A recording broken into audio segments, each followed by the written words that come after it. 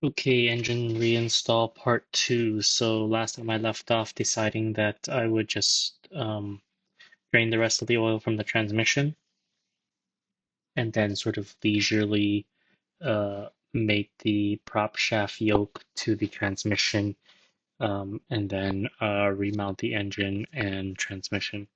That's pretty much what I did this session. It went slowly but smoothly. So I drained the rest of the transmission oil. And then I unmounted the engine again so that it would swing from the engine lift. And then I sort of got the engine into a position where the yoke would sort of slide directly into the engine. I tried a few times. I couldn't get it to fully go in. I'm not sure if the splines were mismatched or it was just because the engine's quite heavy and bulky and it wouldn't sort of like swing into the yoke and fully go in.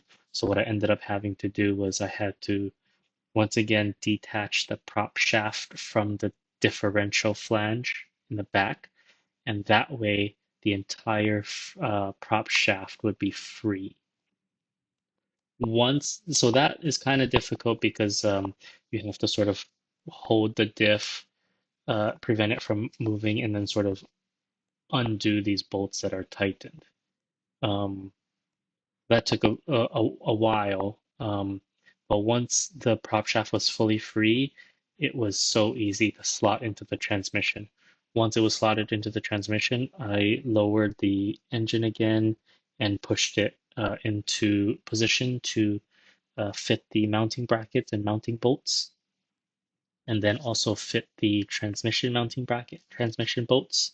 And then I double checked that all of them were sort of threaded properly and sort of tightened. And then I torqued all of them again to the proper torque specs.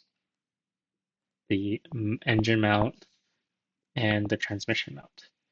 Then I took the time to rebolt the prop shaft back to the diff flange. Again, having to make sure that the diff won't rotate as you torque it. Also applying Loctite to each of the bolts. Once that was done, I also torqued the banjo bolt for the clutch line.